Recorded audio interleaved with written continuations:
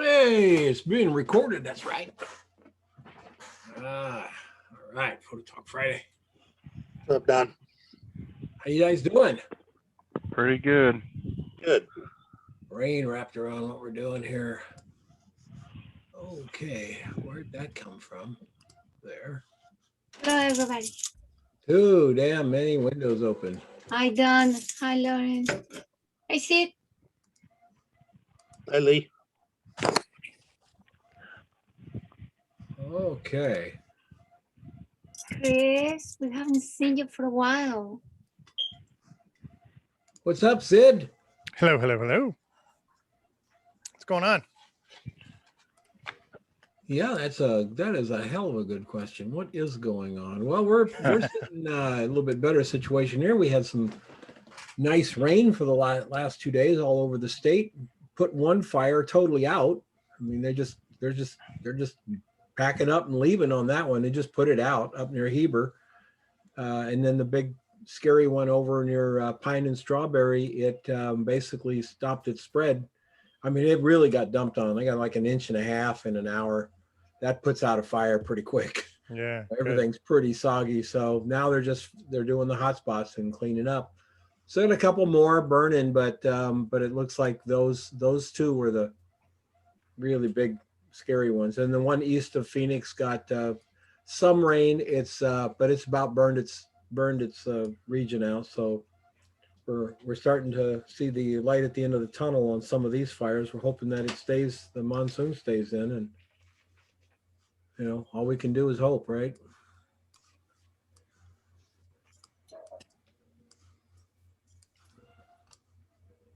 All right. I've been trying to figure out my motorcycle trip for this year. That's trickier than hell. Yeah. Welcome, everybody. We got a nice crew here, 7 people. I was on one of these little chats earlier today, and there's only 4 people on it, and it's a big time YouTube video guru guy, and he only had 4 people on his, so we're bringing in more. Sid, where were you last week? You're out making photographs or making babies or what the hell? We were testing out that new motorcycle camper that we got. Right, We yeah. brought that up north. It is awesome. It is absolutely amazing.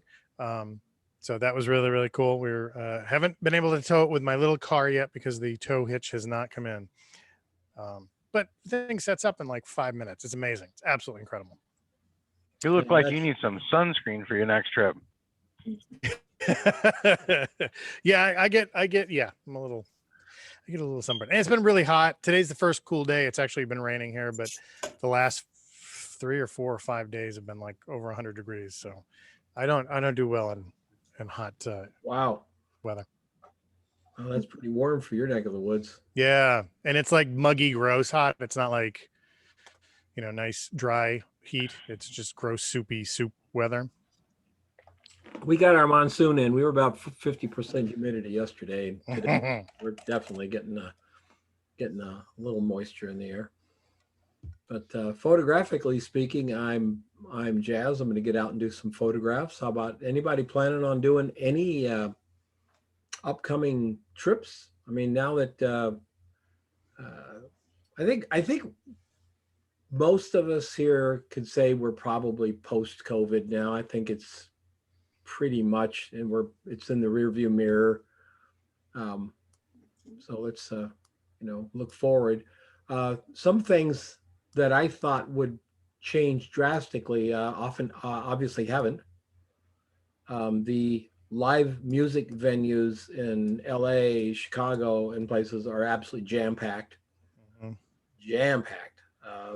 The Vegas is opening up and they're jam-packed as well. So people are acting as if it's over and moving around and doing things. So it's good for photographers who are doing events. They're back in business. Photographers who are doing music, back in business.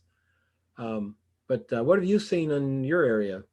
People acting like it's still sort of hit and miss. People are they want to get going, but I think there's still a level of hesitancy.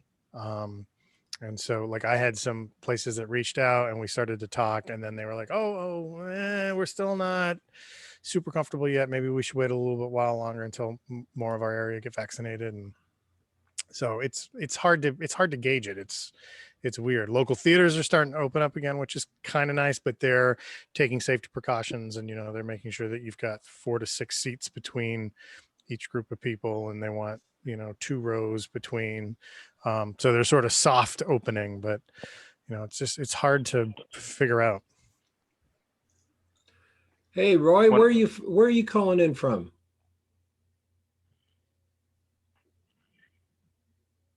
Hi, Dom. Hi, From Portugal.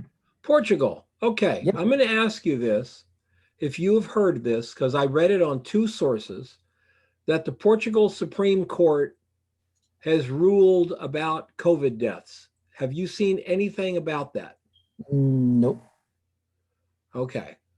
Didn't Um, hear anything about that. Somebody over there made a court case to look at all the death certificates from 2020. This is the story. I will actually, Roy, offline here, I'll email you the link, because if it's true, it's a bombshell. It's a bombshell ready to go off. If it's false, boy, they went to a lot of trouble to try to make it false. And Roy, it's in Portuguese, so I have a little bit of trouble with Portuguese. I know. Oh, that's right. None. I know none of Portuguese. I just Aqui, saw maybe, but- the news while I was hitting, and I heard nothing about that. Okay, I'll send it to you. I don't even want to If talk about possible. it because I don't know if it's true or not. So I don't want to say what it is. Yeah. But I'll send it to you, and you do a little digging and let me know if it's actually true. If it's Okay, I will. true, if it's true, boy, will there be hell to pay. Let's just put it that way. Somebody there should be. All right. Who's planning a photo trip? Shoot. Anybody planning a road trip? Roy, you're I able to get out there in Portugal, right? Get out and We could, but things are getting worse again here. Mm. They are already talking about closing some business again. The numbers are getting high again. Is that because of the Delta variant?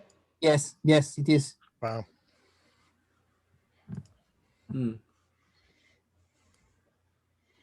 But I've already shot some concerts, and we have some concerts still going. But let's wait and see. said you're gonna get out. Did you make pictures with your camper truck? Or did you... I bring my camera up with me when we go up there, but it's not this time. We're gonna in the late August, early September. It's gonna be our 10th wedding anniversary, so we're going to drive. Hopefully, we'll take the camper with us. We're gonna go sort of down through Maryland, and then we're gonna end up at the Chincoteague Islands in North Carolina at sort of Nags Head, Kill Devil Hills. I used to live in North Carolina for a short amount of time. And that was when I was down there, that was kind of my favorite area, was the Kill Devil Hills, where the Wright brothers flew their plane off the sand dunes and stuff. So we're going to take about 10 days, and we're just going to drive. And there's a place in Maryland that we're going to stop and camp at for a few days. And then we're going to stop somewhere else. I can't remember where she was talking about. And then I'll bring a couple of cameras with me, and hopefully just sort of find something to photograph while we're out and about. So that'll be nice. I'm planning next weekend. I'm planning not this weekend, right? Coming up tomorrow, but the following weekend I'll be in Silver City, New Mexico. Mm-hmm. And I'm really wondering. I've been thinking, what would it be like to do the trip with film only? Mm. And it scares the shit out of me. It'll bring you back to your youth. Yeah, do Well, it. of course. I mean, it's not like I haven't done it before. Oh my God, but I'm so used to seeing the picture, right? Are you riding your bike? No, I'm gonna be with my wife. I'm thinking about taking my my 2 1/4s and my Canon EOS, and with some, like 3 rolls of 35 and 5 rolls of 120, and that's it. Do it. And got to wait till you get home to get home and send the film off and get it back before you can see it. Mm-hmm. But That's I don't mind doing it along with, but boy, if it's the only thing, that's a little. It's I don't know. exciting. I totally do it. Do Well, it. I thought according to Exciting. That's a YouTube, yes from Sid. Yes, that's a Mhm. yes from Sid. I thought according to YouTube, you're automatically going to get good pictures if they're on film. Well, of Like, doesn't that? that's the thing, Mark, that you were talking that you brought up.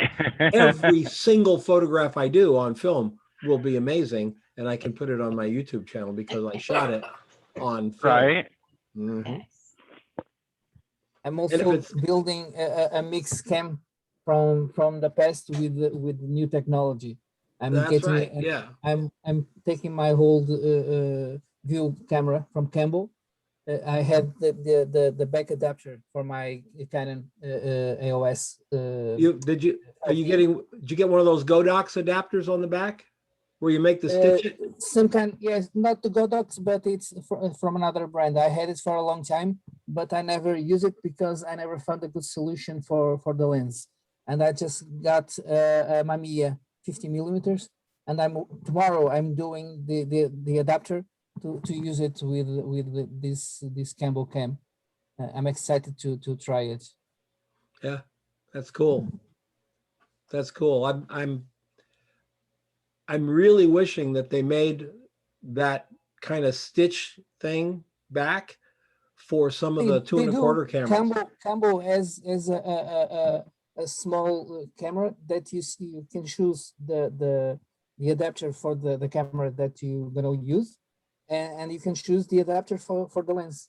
And they have the bellows. It's a small one, and it's awesome. They just made you have lots of adjustments for tilt and shift. It's great. Yeah, that sounds great. Well, I can't wait to see what you come up with. Anybody else? I'm expecting having it ready tomorrow. Cool. Nobody else planning on going anywhere, huh? We are. Oh, well, you're always going somewhere. Look, she's in the house. On the house for some reason. Yeah. Actually, we're planning tomorrow. We discover south from where we are, about an hour and a half, no more than that. There is a farm of lavender, and you go and pick it. So we're Oh. planning to getting into. We're gonna pick up some lavender, but I also want to contact the owners of the farms. I learned there's a mom and daughter business that they started the farm. It's just pure lavender. And Oh, I'm gonna great see if idea. I can do an editorial piece for them and allow me to take some pictures and see how it goes. It'll be fun. Yeah, what a great idea. Start a farm and Yeah. just do that one little niche. Mhm. Yeah. Yeah. So we discovered it by accident. We just passing through, and I discovered it has a big sign that says, "You pick, you take." I guess we got to buy it, but it says, "You pick, Yeah, you take," and it's just lavender fields. So Lavender is a everything- flower? Yes. It says lavender plants. So to be honest, I have never been in one, so I'm curious, Mhm. and I think it will be fun to do. Get us out of the house, and Sure. it'll be fun. We have North- And today it rains, so tomorrow the weather is going to be very nice. It's not smoggy today, but I think tomorrow will be very nice. So that's what we're gonna do. Up We have a north of, lavender- go ahead. Go ahead. Sid. Oh, we have a woman that has a lavender farm the next town over from us, and in the early fall is usually sort of when she opens up, and she's got this giant area, and it's in rows, and usually the first 3 rows are dedicated to photographers because a lot of them like to do like portraits of kids and families and couples and stuff. Oh, yeah. So the that's first cool. 3 rows are devoted just to photographers, and I think they pay a fee to use that area. And then the rear things, I think it's $5 a handful. Like whatever you can make into like a handful bundle, it's $5. And you can take them home with you. And then she's got a little shack, and she makes lavender ice cream and all kinds of lavender related stuff. Little tiny pillows that you can, like keep in your bedroom and stuff that have lavender inside, so you can smell and stuff. But it's a nice little thing she's got there. It's really North relaxing. of us, up in Sedona, a lot of you guys have probably heard of Sedona. It's up in the rocks. they have a little orchard right where the Oak Creek comes in and goes under a bridge, and there's an orchard there, and they have these really small, super tasty apples. And that's what you get a bag, you pay for the bag, you pay like $8 for the bag, and you can go out and pick the apples. Fill them up. And they have ladders everywhere. You can get up and get the higher ones and stuff. And they're super friendly to photographers. They always, they never said no if we wanted to take pictures or whatever. Yeah, very cool. Well, I'll keep you posted. Yeah. It'll Absolutely. be fun, that's for sure. It's outdoors. It's It gonna be fun. smells It's gonna be really a little good. bit editorial, which I like. Derek is gonna be with me, probably telling me, keep shooting, keep shooting, keep shooting. So it's gonna be fun. Why? I had a question I wanted to ask. Sid, do you have anything that you want to do? Because I got a question. No, not really. I was going to talk a little bit about, I was going to ask if people still, I used a Lensalign yesterday. I had to calibrate some of my lenses to my 5D SR camera body because that was kind of new. So I was just going to ask if anybody had gone through the pleasure of using a Lensalign before. I But did we can- once, but I haven't even thought about it lately. Well, I guess nobody really needs, if you moved over to mirrorless, you don't need to use these things anymore.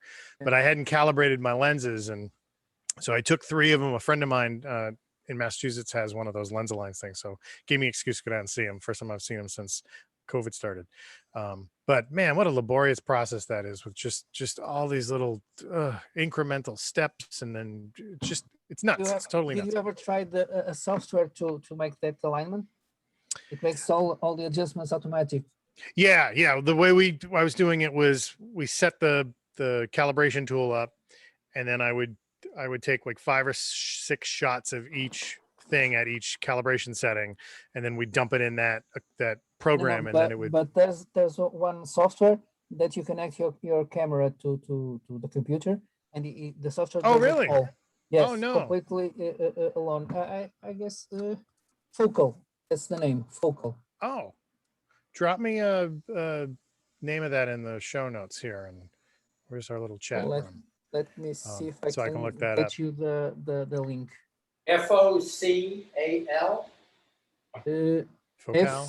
FHOCAL, I think. FHOCAL. Focal.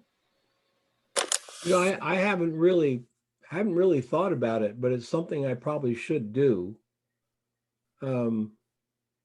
It's also for the prime lenses, but for zooms it's kind of tricky.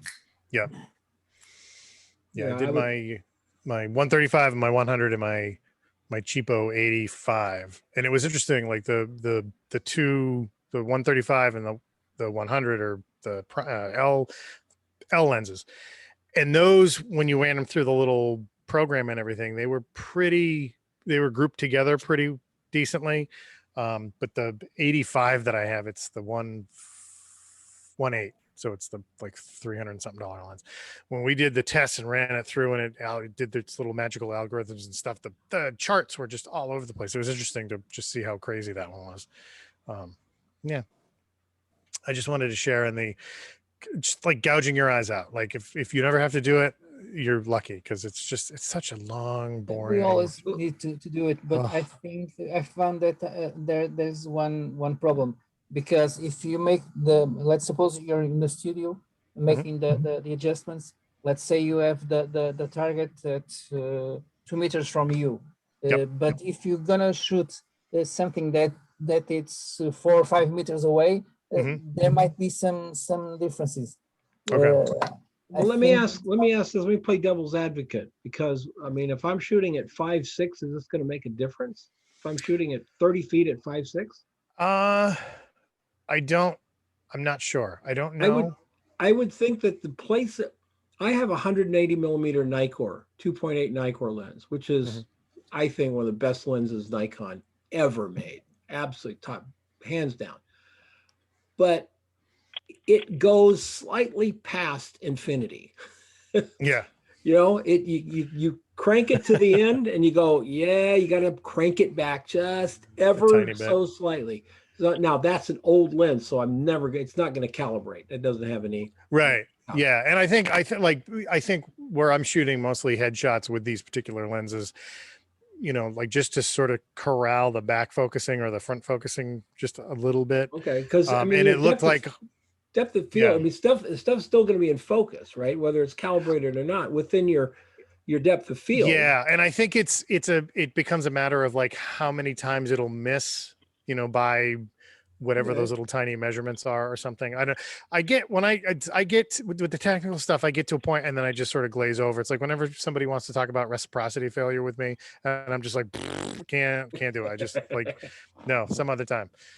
Do you have a standard like go-to aperture when you're doing headshots and portraits and stuff? Like, do you normally go to a standard setting, or you normally usually when shallow, when I'm shooting in the studio, usually I'm like at 5.6. I used to try to shoot at like 2.8 and everything, but it was terrible. It was You just know a why big we did blur. that? You know why we shot at 2.8? Because because you could? Because we could. That's, oh man, I can't. That was, my style was super shallow, depth of field. The eye closest to the camera is in focus. The other mhm. eye's out of focus. 180 millimeter 2.8 for headshots. A 2.8 for headshots. Mhm. I loved it. And then sanity kicked in, and I started realizing that's just dumb. Well, sometimes it works though. Like I love shooting really shallow if I'm shooting high grain. Like if I've got like Yes. 6400 or whatever, and I can pull one of those where one eye goes soft and everything with all that like rock salt that's all over, like that stuff looks good to me. Like I love that stuff. But when I'm shooting headshots, I got to hit it at 5.6 because I need something. I need a plane of focus that I'm going to say something very elitist and very snobbish, and I don't mean it to sound that way. But really slim depth of field looks awesome on film, not so awesome on digital. That's where I come from. You're right. The grain adds something to it other than, I was just looking at Paul Fusco's pictures of the RFK funeral train. And he was shooting with, I believe was the 51.2 on a Nikon, but he may have had that 0.7, 0.8, that very rare lens that Nikon made. It was less than one. It was like, I want to say 0.6 or 0.8, whatever. It's about that big around, big lens. Because he's got some really interesting depth, real slim depth of field for what is a kind of a normal lens, and I was thinking, that looks so good on that thing. And yet today I personally would never shoot that. I mean, I just wouldn't. So, I just found the link for the software. I just sent it on the there it is. text Yep. message. It's in the chat. Thanks, Awesome. Roy. Thank you. I had hit the wrong button when we was talking about the travel, so I might have already missed it when we came in. But in August, I'm going back to Maine again, and Sid was talking about how it is in New Hampshire. When I was in Maine a couple of weeks ago, they're pretty much open there. There's some businesses that they still require people to wear a mask coming in, but for the most part, like people are walking around there. We went to a restaurant and, there wasn't any mask. You could go in and sit down and, everything was probably 85% back to normal and a whole lot of tourists coming in. I'm gonna go up. I'm going to end up back on the top of the Rocky Mountains for my birthday. It's what I've decided. That was just so much fun last year. And I've been almost everywhere on the bike here in the West that I could go. Trying to find roads that I haven't been on before is now getting challenging. Now I'm looking for roads. But I think I'm going to work my way up to Montana, Lolo, Montana, and then come down to Red Lodge and just be up on the top of the mountain for my birthday. Be August 8th, be up there. Last August, it was 40 degrees. By the time I had my birthday dinner, which was a Diet Pepsi and two of those Hostess cupcakes, because I'm not allowed to eat sugar, but it was on the top of the mountain, Sid. I mean, you have to. It's your birthday. yeah, I got no sugar problems little on top of the candle in mountain, there. baby. No. That's Altitude had to fix that anyway. Yes. That's a good breakfast. Yeah, I know. I mean, now the plan of taking the iced Diet Pepsi up there in 40-degree weather was probably misplaced. Mhm. Maybe it Well, should have been you- hot You coffee. get a nice Pepsicle. Yeah, I was not dressed for 40-degree Cokesicle. weather on the bike, and by the time I did that and was heading down, the bike thermometer that I have said 36. brisk. Electric vest, Don, electric vest. The bike Yeah. thermometer said, "What are you doing?" Yeah. Yeah, well, the bike, I'm sure the bike was going, are you sure we're supposed to be here right now? This doesn't make sense. At nighttime or daytime? That was actually 1 in the afternoon. Oh, that's good riding weather, actually. As long as That's you have an one. electric vest. Yeah, I That like is it. one way to. That's one way to keep an air-cooled bike cool. It's not air No cooled. I'm overheating. not liquid cooled. I'll never do have you an have air-cooled one? bike. I've had motorcycles that were air cooled when I was younger, and you sit Uh-huh. there on the pavement in Phoenix and you just feel that heat. Just, I mean, of course it's 115 degrees out. Everybody's going, "Hey, did you try those air fry ovens yet?" I'm going, "Yeah." Every time I ride, yeah, pretty much. Yeah, but you know what, Don? The newer ones that are liquid cooled, those fans, a lot of time, the fan that kicks, the electric that kicks the fan on to take out some of the heat, a lot of times that ends up, you can feel it, the heat coming back on you. Yeah, that it does on my Vulcan. It blows it a different way. It doesn't come back on the legs. But yeah, you're right. You can do that. Yeah. Yeah, it's still cooler than overheating, though. I wanted to ask you, Don, on your page, you have a thing for a subscription for motorcycle rental thing. Mm-hmm. Do you still do that? Is that still? Yeah, if you sign up there, it's $29 a month, and you get a credit every month, and you can rent a Harley Super Glide, I think it's called, or two of the big Harleys are 1 credit per day. So basically, you can get up to 24 credits, and you can rent a Harley Super Glide, I think, Electra Glide, for 24 days. For What if you want to ride something that doesn't break down?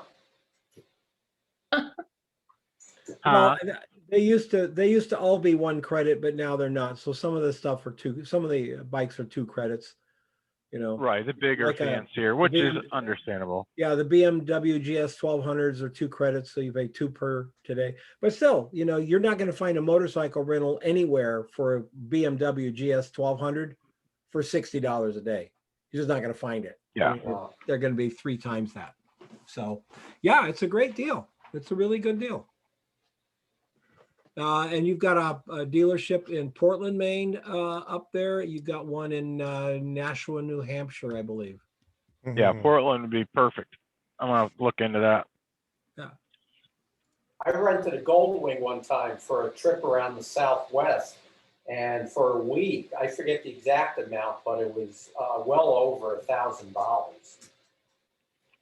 Yeah. Yeah. When my cruiser gets too old here, I don't know what I will do, because I'm just not really interested in those big, Goldwing doesn't even have any interest to me at all. I'm kind of old fashioned. I want a motorcycle that looks like a motorcycle. So we'll see what happens. Probably just rebuild it. I wanted to ask you guys a question. So Can I Cool. say something first? yeah, please. I just wanted to interject that your birthday is on the new moon. You could get Milky Way shots that night.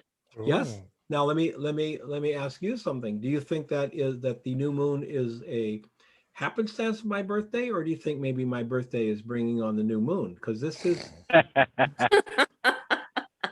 I don't have that information, but Did you Well, see that Milky Way shot that I did, Denise? The one with the Who's Milky speak- Way core? Mark. who's speaking? Mark Yes, Mark Lund. I've seen all of them that go by. Hey, Really good. Everything's been good. People are really getting out there and trying to make it work. I have never shot an astral photograph in my life. So It's maybe I fun. should try it. It, Yeah. it's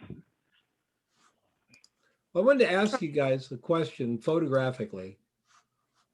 What is more important to you the subject, the light, or the composition? Ooh. What makes a great photograph? And are those three things an hierarchy in what you think about as you're standing there with your camera thinking what you're going to shoot? I think that's like saying what's the most important part of a taco, the shell, the hamburger, or the cheese. Yeah, You take away one and it's just not the same. I feel like they all gotta. yeah. But aren't there I- photographs that are impactful that don't have great lighting? Yeah. And aren't there? Sometimes a great moment can be made without great lighting, without great technique. Yeah, maybe But it's what to remember make a the, great photo, I think we need the free items. remember the Well, rules- Hindenburg when the Rules can be broken, but you're gonna but have I more. bet I don't think of them as rules, Denise. I just think of like when we're working, is there an hierarchy? Because what I believe is that there is, but that it changes all the time from photograph to photograph. I wanted to share a photograph with you guys. It's kind of what your eye picks out first. If your eye picks out a great subject first, then you're looking for the composition and the light. If your eye picks out a great light first, then you're looking for that kind of thing. But then if True. you don't have light, then you go for composition or you go for content. Yeah, I I'd mean, say that's if you subject. don't have the light, but if you have the light, then you go for the light. That's the way I see it. If I don't have light, then you go for composition and content and tell the story without the light, and maybe they, And sometimes it's the context only. Here's a photograph. John Cornicello, welcome, buddy. First time we've How you seen doing, First Don? time I've seen you you actually breathing in a long time, my friend. How are you? I am great. You? Very good. I get, and I bet John gets this too. I get people send me pictures and said, "Would you critique this for me?" Okay, and I'll get pictures like this, and I go, "I don't have, I can't even begin." Now, the light is probably. I don't see much lighting. Do you guys? Composition. All right. Hmm. So it comes down to what the hell is this, right? I mean, if I show this, if I put this up on the wall here at my house, people would think it was a joke. Right. The crime scene photo. This person wallet was found in the rubble of the World Trade Center. Trade Center. Yeah. It's by Michael O'Neill. When you know what it is, it changes everything about it that you had coming in is now changed. And the fact that it's on that pure white and it's just laid there almost as artifacts that would be just found, and sitting, it's not designed to be precious looking. It's not leaned up. It's not using shadow and light. Michael O'Neill did the exact right thing with this thing. So what was at one time when we looked at it sort of a mishmash of some stuff, all of a sudden is a very emotionally impactful photograph. And I find that fascinating, really fascinating. Yes, this image has it has a great story behind it, but the image itself doesn't tell any story. Right. Without the context, the image is meaningless. And sometimes we have to have that context to make it. As a photograph, it's a record shot. Yeah. John, you instantly recognized it. I know that. I saw your face.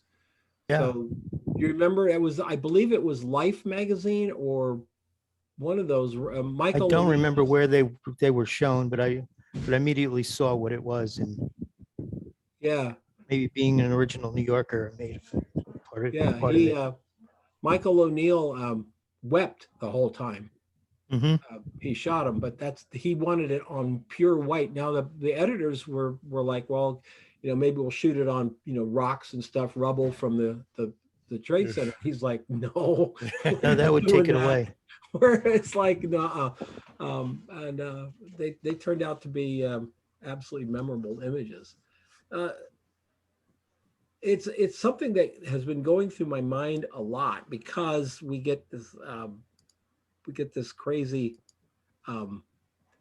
idea that everything that we do has to be a perfect photograph, and maybe that's important that they be perfect photographs in some cases, but in some cases we have to think so deeply about the context of what we're shooting and how to bring it out. And that's why storytelling is, in an editorial in a magazine, for instance, storytelling, you're going to get that first big shot, and then there's other shots that go along with the magazine, but they're usually not as impactful as that entry shot. They're there to support the story, but that very first shot is the one that is, I think, the one that sets the tone. Story in photography is really on my mind a lot these days. How to tell a story.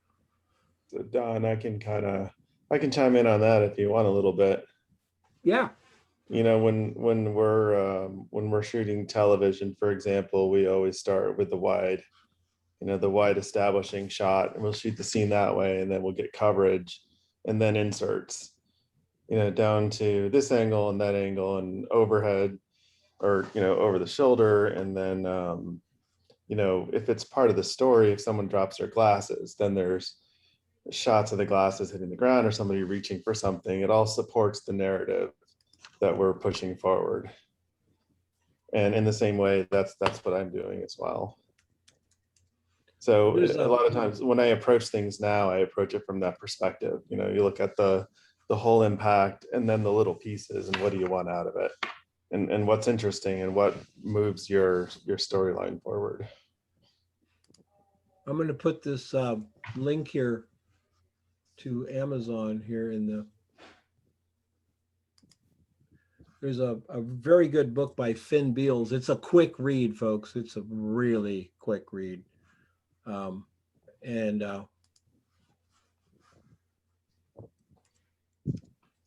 It's a good little book. It's a darn good little book, but it's about storytelling. And that's what he talks about. The wide establishing shot, the medium shot to pull us in, the close-up details that you have to do. I was always good with the establishing. I was always good with the medium. It was the details that I would leave, get in the car and go, oh crap, why didn't I take a picture of, this or their hands or their, something like that. Getting better at it, but it's always a struggle in this business. Yeah, they even have me shooting things that are not part of the scene. If it supports the story, then they want imagery from it. It doesn't matter whether it appears on the screen or not. Even some of the backgrounds, and some of that is for, like we did a key art shoot that I didn't participate in this round, but they needed to find locations to shoot that in, and so all the locations that I showed them are how they selected that. So sometimes those your photography, it functions in a lot of different ways, depending on who's looking at it and what they want to use it for. I had a question for you a couple weeks ago, and you weren't there, but I was watching a TV show, just a TV show, and they had these establishing shots with incredible skies, right? Yeah. Well, I've been a photographer long enough to know that you don't go, well, it's Monday, I got to go to work and get that incredible sky today, because chances are, are there teams like on standby? Like, holy shit, we got a really great sunset coming up over New York, over Boston, go out and get that so that we can use it for an establishing shot down the road, or that footage does exist, but 99% of what you see in a given TV show is shot by the crew of that TV show. That we don't really use a lot of B-roll from other productions. So they're just basically getting lucky, or is it that they shoot it? Maybe they're shooting episode 7 and they get some great skyline. They put some feet Oh, in the. yeah. Yeah. Okay. So what ends up happening is that these TV shows and feature films have a lot, probably, I don't want to say less planning because that's not quite right. But if you find a moment that is cool, that's behind you, and there's a camera that's not busy, someone will grab that camera without any direction and just shoot it. They'll shoot it and then there are times where we have, we'll be shooting a scene in a car and it's blue screen. They've got to go get the plates for the drive-by for playback, behind the windows. Those are planned out. But there are certain things like a barge goes by in the river. Oh, that would be cool. We'll shoot it. And a lot of times it's just the camera operator or someone will just point and go, hey, that's cool looking. How about you grab that? And so there are a lot of those things that happen kind of, just by the crew members who are standing around. It's not always written into the script. Yeah. So sometimes you get some things that were unexpected and you just, you don't see it coming, Yeah, that's so I guess for what you're saying as far as the subject, lighting, and composition, for the example with the material from the World Trade Center, like your subject is first, and that seems like he thought about that, and then with the composition he wanted to go with the white instead of the rock. So he's like thinking about the best way to present the subject, even if it's a person and you're outside, like your subject's your person, but what's going to be the best way to light them so you turn in the right direction as far as the light. So that's kind of secondary, your subject, and then you compose the shot. So it seems like everything is still going to center around the subject as far as like a planned shot. I mean, you're going to have stuff that happens that it's just, you pick up the camera and go. But like with the World Trade Center stuff, it's like, that's the subject. We want it to be very about that. So not a bunch of fancy lighting on the white. So there's no distractions, and then compose. So it's there. And that's what it's about.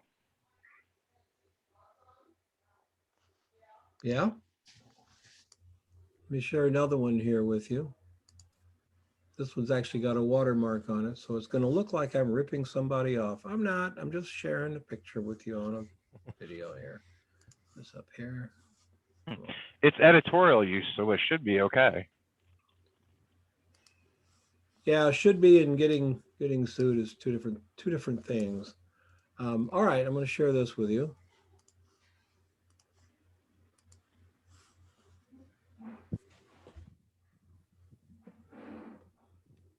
First time I saw this shot, I was like, yeah, it doesn't do anything for me, right? Now let me change it for you. This is Orlando Bloom, the actor. Changes the picture. It's a picture of Orlando Bloom doing this.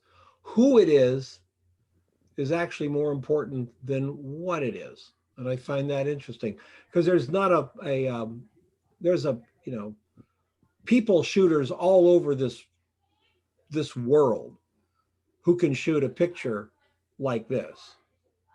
As a matter of fact, if I shot a picture like this for our local agencies here in Phoenix, they would reject it. They wouldn't use this picture. But it's Jake Chessum shooting Orlando Bloom. And I find that fascinating. If I had this picture in my book of Orlando Bloom, everybody would love it. If I had the same picture in it of like Dennis Johnson from, down the street, nobody would care. So sometimes the subject is more important than anything else. In celebrity portraiture, sometimes in landscape, photography, and sometimes in the news. Remember the shot of the people standing on the wing of the airplane that landed in the Hudson? Hudson River, yep. Yep. Not really a great shot. I mean, I don't think we could take the Fibonacci spiral to that bad boy, okay? Rule of thirds. And it was shot on a iPhone, a shaky iPhone, right? And yet, that was a hell of a photograph. Sure. Just a hell of a photograph. So sometimes it's the subject, just the subject itself that makes the shot. It's interesting psychologically to me what we make photographs of, because someone recently said, why are you a photographer and not a painter? Why are you a photographer at all? What do you do when you take a photograph? I can come up with a lot of romantic things about it.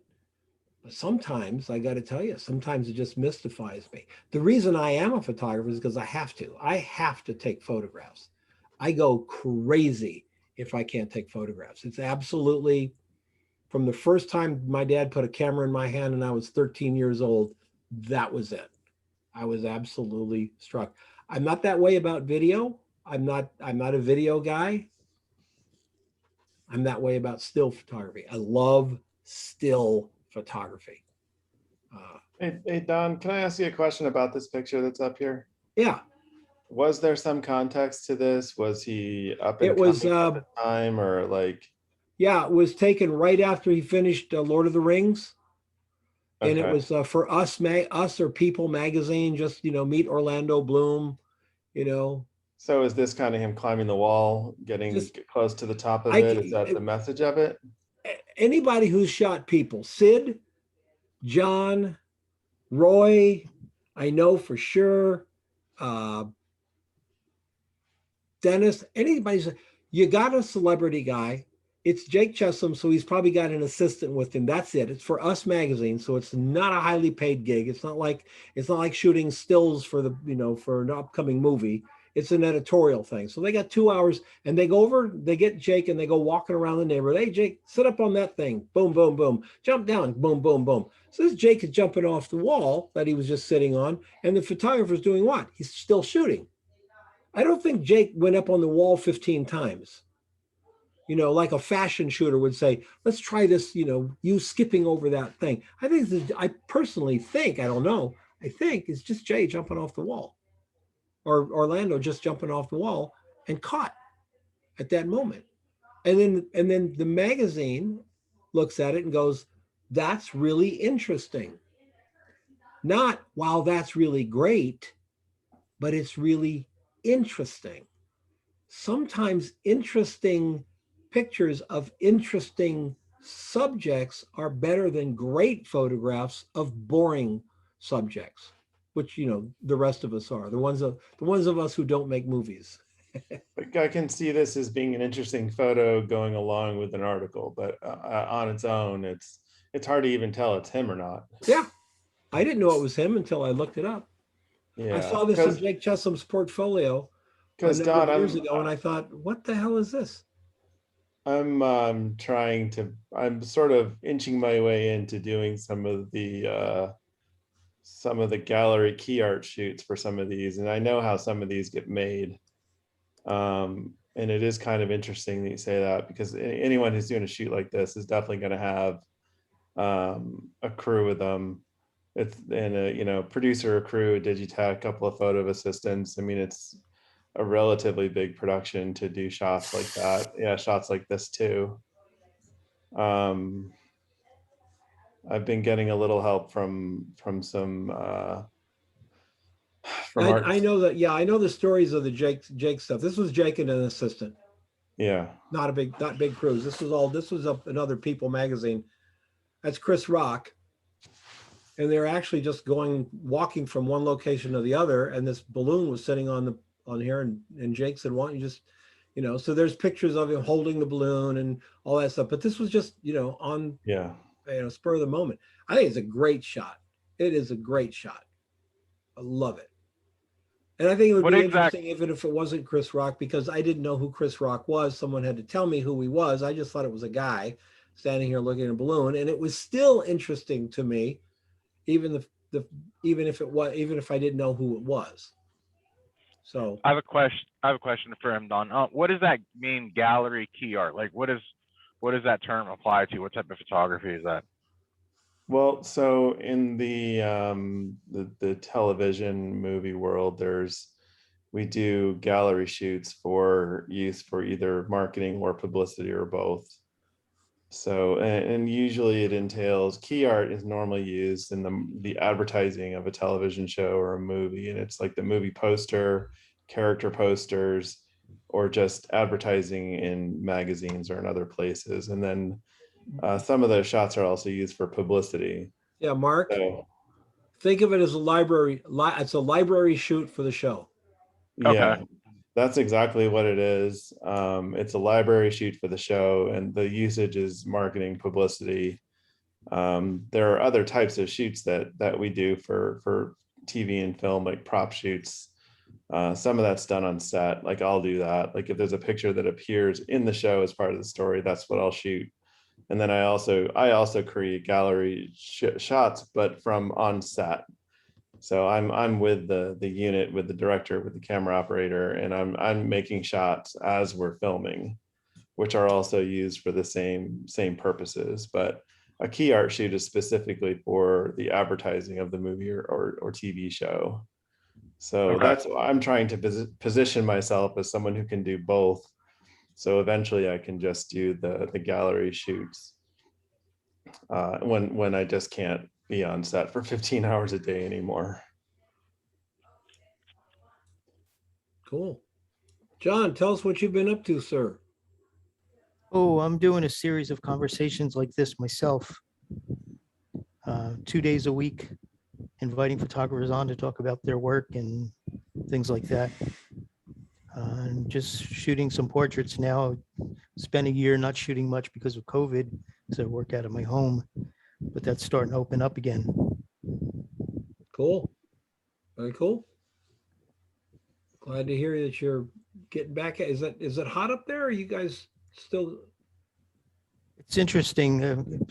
From Monday and Tuesday was 108, and it's about 68 now. 108 in Seattle?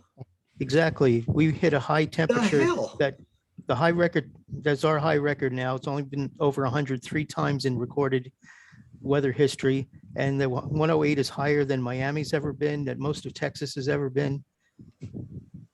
Canada hit 121 Uh, earlier in the week. There's a town south of Spokane, Washington, that one of my brand new Project 52 members, his parents live there. It was 123 degrees there last Monday and Tuesday. Yo, Yeah. that's that Death little bubble of Valley heat. temperature. That's like, yeah, that's Death Valley. You're right. That's like Death Yeah, Valley I was temperature. calling Seattle the Palm Springs of the Pacific Northwest last week.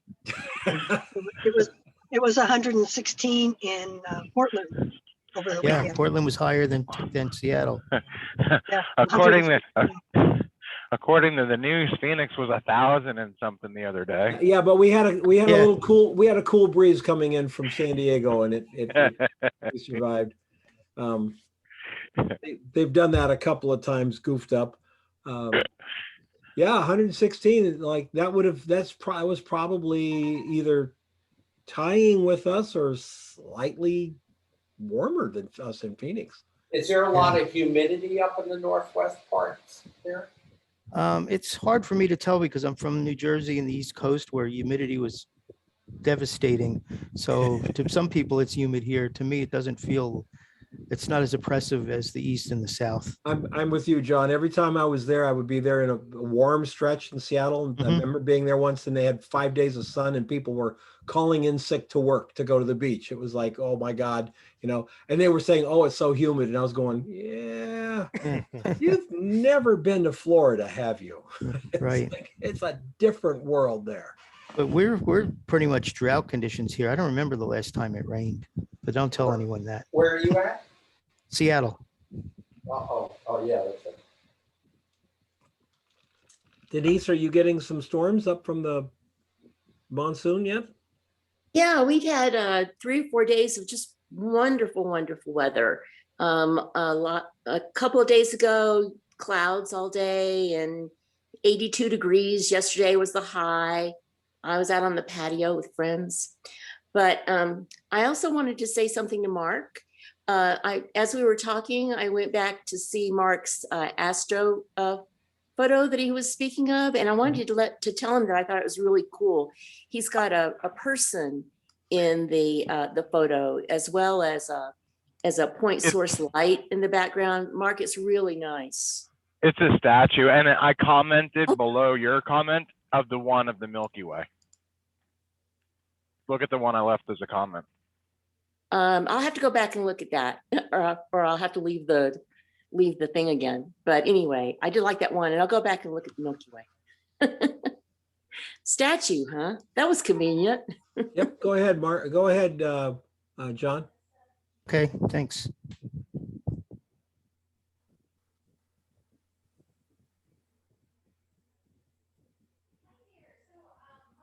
Just throwing a link into my conversation series. It's been running for about a year. Did you want to share your I just put the link screen, in the or chat. you wanted to share the link? Okay. Yeah, I just put the link in the chat.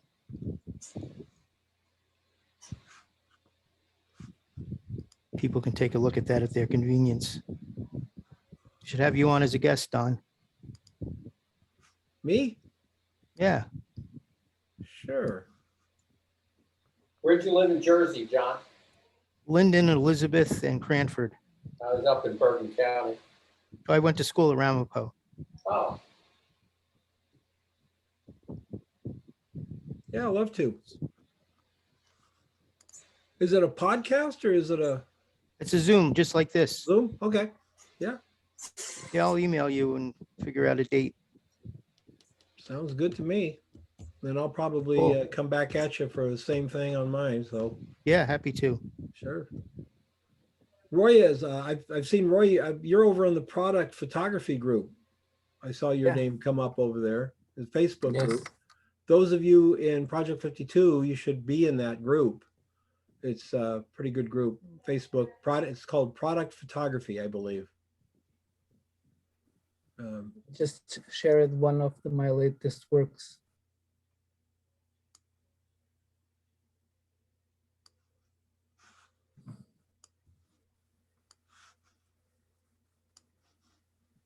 Rui, did anyone ever tell you that you look similar to John Lennon? Me? Yes. No. On the Zoom call, it looks like, I don't know, it reminds me of John Lennon without the beard. Well, maybe you should see my hair. John would have been there too, probably. Probably. I don't know, rock stars seem to maintain their hair pretty well most of the time. Maybe they're buying it. I just saw a picture of Steven Tyler with his dreadlocks and the whole bit. Oh, yeah? You know, he's 73. Steven's gone off the deep end with some of his Steven, methods of dressing. he's the guy that I always go to when I'm trying to explain personal brand to photographers. Steven Tyler is the name that I use. And look at this guy. He's got a brand and it's always out there. Yeah. If you saw Steven Tyler and he had a buzz cut wearing cargo shorts and a polo shirt, you know, that said Go Jets on it or something, mowing the lawn, that's not brand, you know? So Somehow I don't picture Steven Tyler mowing his lawn. Well, yeah, probably. Again, that would be context, right?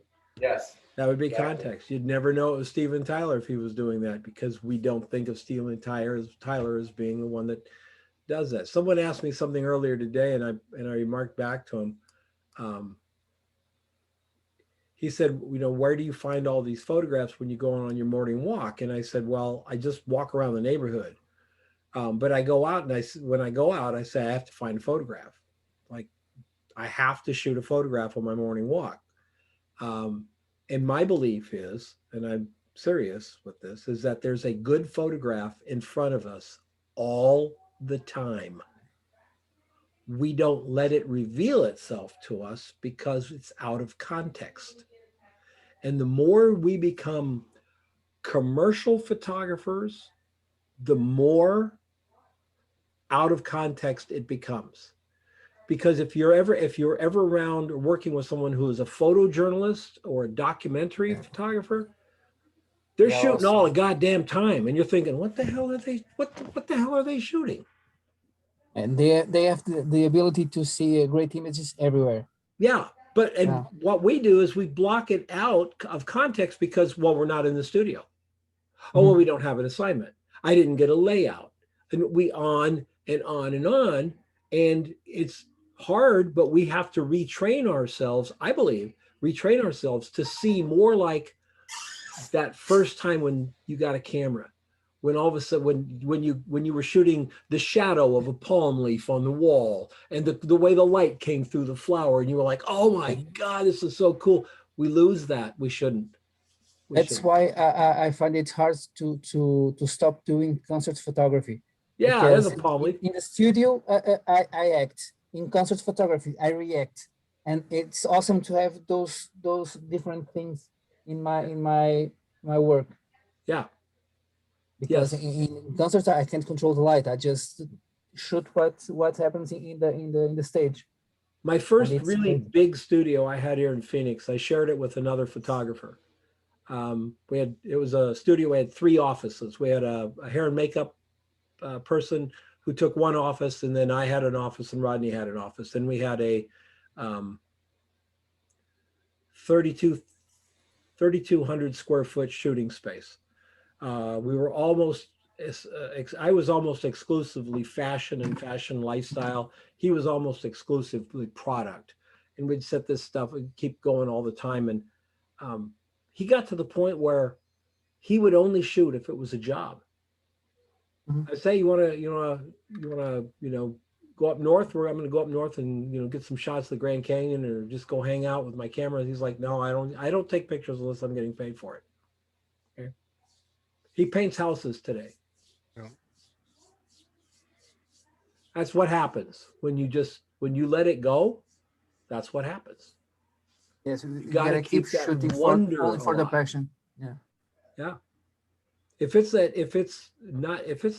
you're not passionate about it, if it doesn't mean something more to you than a paycheck, then you will find other ways to make a living.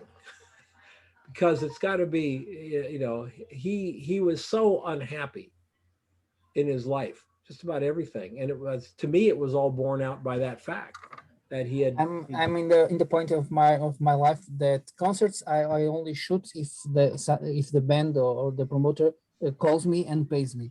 But product photography, if I don't have some job to do for a client, I find anything in the studio or at home to try to create a beautiful image, just for me, just for fun and for learning. Yeah, absolutely. Sid, I know you're shooting all the time. I'd like to be, it's funny you said that. We just last night, so I was doing those lens calibrations, and then as a reward, my buddy and I, we sat down and we watched the Gary Winogrand documentary that came out a couple of years ago. Neither one of Yeah. us had seen it. And you want to talk about somebody that just shot and shot and shot and That's- shot and shot. Like, by the end of the documentary, I was convinced it really, like, he was just addicted to shooting. Like, that was his addiction, was he couldn't put the camera. Because I think they said something about when he died, he had 2,500 rolls that were still undeveloped. I've And he heard the number be like 1,700, Yeah, it's 2,500. crazy. And it was 'Cause just he interesting. wouldn't process them for a year. Yeah. He would And, shoot them, and put them in a bag, and he didn't process it because he did not want to remember taking that picture. yeah. He wanted the picture to totally stand on its own. And so it's like, you watch that, and at the end, I just sort of looked over at my friend Jeff, and we were just like, what are we, what are we doing? Like, what? So yeah, I know. it is. And you get Gary Winogrand. His motto is pretty much the one I go by. I photograph the world to see what the world looks like as in a photograph. Yeah. And I would do the same thing, by the way. Said if I watch it, I'd probably go, what the hell did I do today? I know. I was just like, all photograph right, that's done. Yeah. It's like when you see good work and then you just sort of look around your Yep. studio and you're like, I'm just gonna set everything on fire because it doesn't get any better than, this guy. But it is, yeah, it's interesting you saying that, because it's I do get to that point where as a commercial shooter, it's just like, no, like, I'm not gonna pick up my camera unless somebody hands me a check. Yep. But when it comes to personal stuff, it's like you just keep your eyes open, just look around, look at everything, look at the clouds every single day. And it's find not stuff. an age thing, because Judy Doherty, she was one of my one-on-one people. She hired me 2 years ago. 2 years ago, September, she called me up. Her portfolio wasn't very good, and I almost initially turned her down, but there was something about her work ethic that was really marveling. She was shooting for Uber Eats or one of the other ones. She had an NDA, and I never pressed her on it, but she was shooting for one of those things. They'd put her up in Airbnb in Chicago. She was there 40 days, and she did 75 to 100 shots a day, Hmm. just plowing through them. And I don't know if you guys know what they pay, but not much. You know. But she did get everything except whatever, you know. So from November of 1919 through this month, she's made more money every month than she did the month before. And she went from shooting taco stands and local restaurants a year and almost 2 years ago to shooting Pillsbury and really big clients today. She shoots, this is her work ethic. Last year in 2020, she shot 56,000 photographs. Wow. So when she's not shooting for a client, she's shooting for her book. Yeah. And so part of me goes, well, you know, if you're going to compete in the commercial space, you're competing with Judy Doherty. And she shot 56,000 fucking photographs last year. I didn't shoot 56,000 photographs that last year. I wonder if all of us combined shot 56,000 photographs last year. She did. She hired a young gal to come over who's a up and coming culinary cook in San Francisco. She called her and said, what would it cost for you to come live at the house for 3 days and we'll make pastries and shoot them? They shot 18 hours a day. They just made pastries and shot them, made pastries and shot them. I gotta say that I'm gonna give credit to Lee the way she's been shooting. I think she's on pace to try and give Judy some competition because she's been shooting her butt off and doing good. The only way to get good. And that's for sure. You know, and I wish I could have more time to shoot. And sometimes it's okay, it's time to stop because eventually I think last week I was all week in the studio from about 9 o'clock. Since I'm not in the school, I allowed myself to be a little more late in the morning waking up. I'm more of a late person than morning person. I just can't think in the morning, don't do until 9 o'clock. Even when I'm teaching, by 9 o'clock, I am in the school, I'm awake. In between, I have no idea who I am. It's like I get dressed and somehow I get to school. But I normally stay very late, 12, 2 o'clock in the morning. So this time is very productive for me. But I think it's sometimes I had to allow myself one day to be out of the studio and go out and then recarburate and go back to the studio. So it's been fun, but I still think I need to build a lot of portfolio because product photography is not my thing. And my portfolio is different and I don't have anything on commercial or product. I mean, compared to what I had before. So I'm building it. And that's the goal, to build as much portfolio as I can. And in between, finding the voice on product, because I think as a commercial photography, you also have to have a voice. And right now I feel like I have no idea.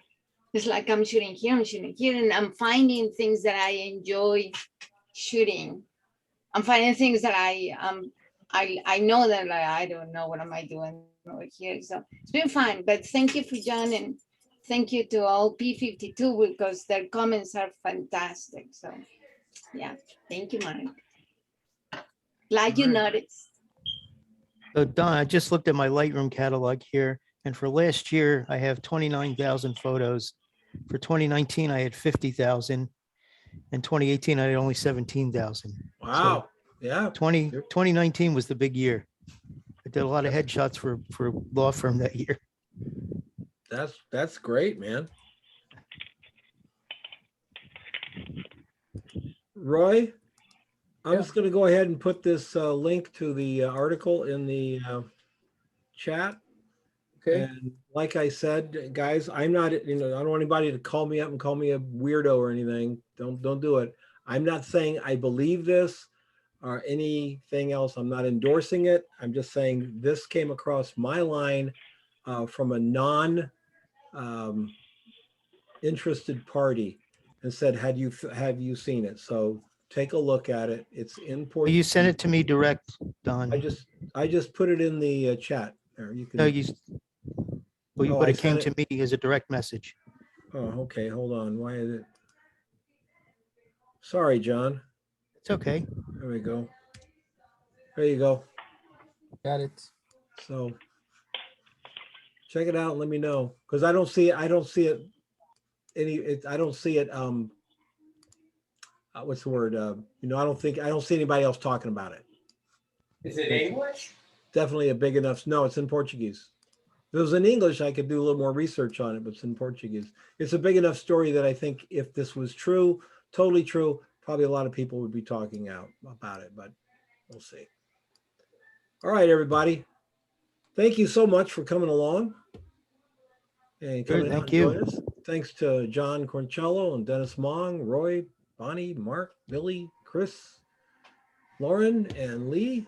Fine. We're getting more and more people. John, how many people do you get on your show?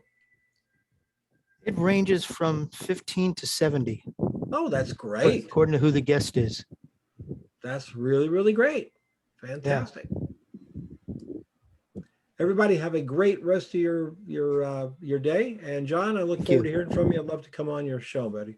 Sounds good. Thanks. All right. See you now. You well. Take care. Bye. Bye all. See ya. Bye, Be safe. everybody.